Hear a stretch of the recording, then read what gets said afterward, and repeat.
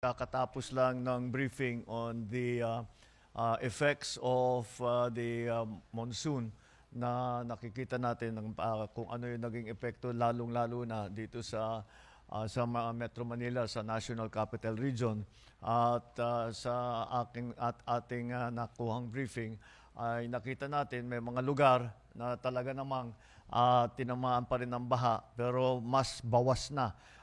Kung dati ay 2 stories ang baha, ngayon siguro hanggang tuhod na lang. Yung iba hindi na nabaha. At ang isa pang bagay dyan ay mas mabilis na ang paglabas ng tubig. At kung dati mag-aantay ang tao ng 2-3 araw bago mawala yung baha, ngayon wala pang 1 araw wala na. At sa loob ng 5 oras, 201 millimeters. Ito ay katumbas ng 44% bumagsak itong tubig ito in 5 hours. This is 44% of the water, the rain that fell during Typhoon Ondoy over a period of 24 hours. So 1/2 of the water volume that fell for 24 hours in Typhoon Ondoy, this time within 5 hours, 44% of that. So it was 201 millimeters that fell in 5 hours, and that is yan ang ating ngayon na hinaharap dahil nga sa climate change, dahil yung Ondoy was special, was unusual. Now this is a little bit becoming a little bit like the new normal. Makita natin na maganda naman ang naging epekto, patuloy yung ating dredging, yung ating mga pininspeksyon, yung pinalaki natin ng mga drainage systems, naglagay tayo ng malalaking tubo. Kung maalala ninyo, meron tayong mga pinuntahan na pinalitan yung mga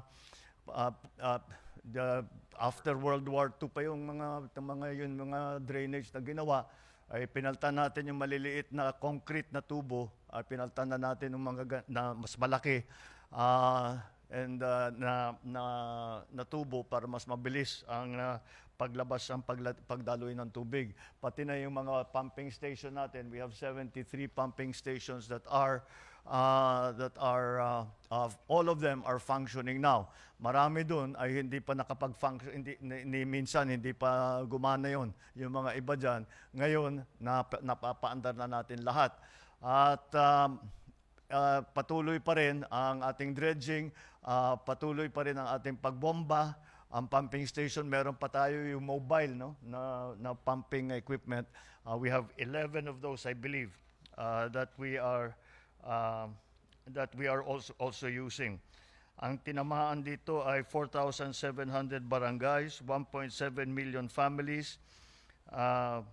We have unfortunately already 27 casualties and 17 who are injured. So you can see that the effects of the monsoon has been widespread and severe in terms of its effect. And so moving forward, what we are looking at is meron tayong na-identify, meron na may tumulong sa atin na galing Netherlands na tinuruan tayo at pinag-aralan kung saan, ano ba yung mga iba pwede natin gawin. And those are to na maghuhukay tayo sa ilalim ng mga existing na facilities. Halimbawa, yung mga football field, yung mga open fields, yung mga kahit na may building, pwede naman hukayin yun. And they have already identified 30 sites, some of which are in Raja Sulaiman, Rizal Memorial, Camp Aguinaldo. Para sa ilalim lahat ito. Hindi huhukayin ito tapos i-restore naman kung ano yung nandun dati. Sa Camp Aguinaldo, sa UST. At ang natapos na, kaya't meron na tayong 30 na sites na pwede nating gamitin para dito sa mga cistern. At inaantay na lang natin yung detailed engineering at which will be finished when kailan kaya? Hopefully within the month, Mr. within this month, matatapos na yung detailed engineering. Pag natapos na yung detailed engineering, titignan namin, ipaprioritize na namin, sisimulan na namin ang paghukay.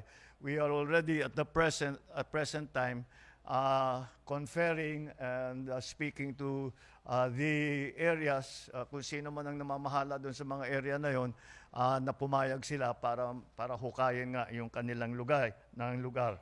And we are also looking at the continuing upgrading of, for example, of the seawalls, of all the other detailed management of the flood waters, and that is what we are trying to do.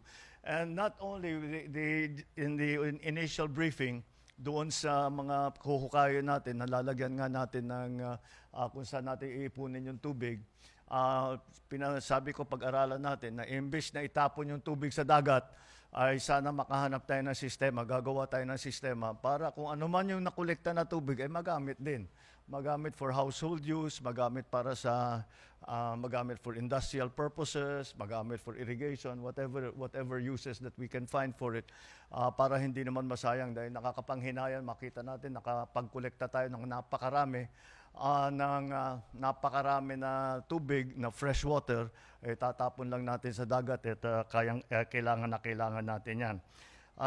There is an interesting statistic here that the 201.7 millimeters na bumagsak na tubig na ulan ay katumbas ng halos 50,000 na Olympic-sized na swimming pool.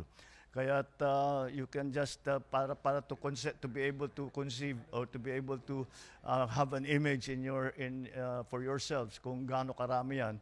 It is 50,000, the equivalent of 50,000 50-meter swimming pools that yung nakikita natin sa Rizal Memorial at sa mga ibang lugar.